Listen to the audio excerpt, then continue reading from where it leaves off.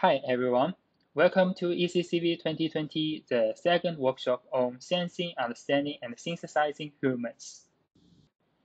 This is Jiang, and here I will represent our organizer committee to give a brief introduction of our challenge, DeeperForensics Challenge 2020. The DeeperForensics Challenge 2020 is organized by Nanyang Technological University, the Chinese University of Hong Kong, and Amazon Web Services. And the contact email is shown. First, I will introduce our organizers. They are Li Mingjiang, Wen Wu, and Prof. Chen Rui from NTU, Zheng Guo and Ziwei Liu from CUHK, Shuo Yang, Yuan Junxiong, and Wei Xia from AWS. Currently, face swapping has become an emerging topic in computer vision and graphics.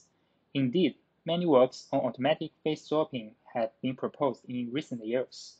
This effort has circumvented the cumbersome and tedious manual face editing process, hence expediting the advance in face editing. At the same time, such enabling technology has sparked the legitimate concerns, particularly in its potential for being misused and abused. The popularization of deepfakes on the internet has further set off alarm bells among the general public and authorities in view of the conceivable perilous implications. Accordingly, there's a dire need for countermeasures to be in place promptly, particularly innovations that can effectively detect videos that have been manipulated. The DeeperForensics Challenge aims at soliciting the new ideas to advance the state-of-the-art in real-world face forgery detection.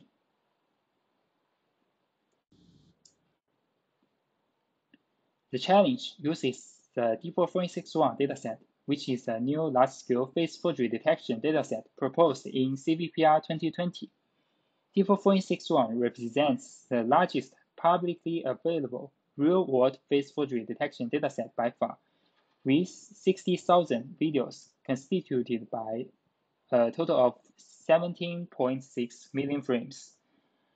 Extensive real-world perturbations are applied to obtain a more challenging benchmark of larger scale and higher diversity. To ensure good quality, we conduct an extensive data collection, which varies in identities, poses, expressions, lining conditions, and 3D blend shapes. We also propose a new learning-based many-to-many face swapping method, DFAE, to improve scalability, style matching, and temporal continuity to improve quality. Here are some results of many-to-many face swapping by a single model using the proposed method, DFAE. Besides, we employ 7 types of perturbations at 5 intensity levels to better simulate real-world scenarios. Then, let's discuss the challenge evaluation. The DeeperForensics 1 dataset also features a hidden test set, which suggests a new face forgery detection setting that better simulates real-world scenarios. First, multiple sources.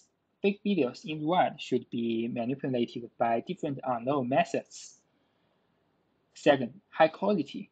Threatening fake videos should have high quality to fool human eyes. Third, diverse distortions. Different perturbations should be taken into consideration. Besides, the hidden test set will be enlarged constantly to get future versions, along with the development of deepfakes technology. The evaluation of DeeperForensics Challenge 2020 is performed on the current version of hidden test set.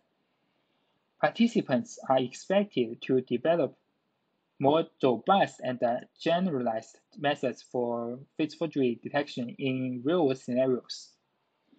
They are recommended but not restricted to train their algorithms on the publicly available DeeperForensics 1 dataset. The models will be evaluated online at AWS. Participants should request resources first, and we will help allocate. Docker engine is needed. After successful online evaluation, participants will receive the encoded predicted result file, which needs to be submitted to the CodeLab Challenge website. We use BCE loss as an evaluation metric, which directly contributes to a higher ranking. If the BCE loss score is the same, the one with less execution time will achieve a higher ranking. Finally, the timeline of DeeperForensics Challenge 2020 has been presented. The challenge will be around 2 months long, say 9 weeks, where 8 weeks for the development phase and 1 week for the final test phase. The first 4 weeks of the development phase will be the first round competition.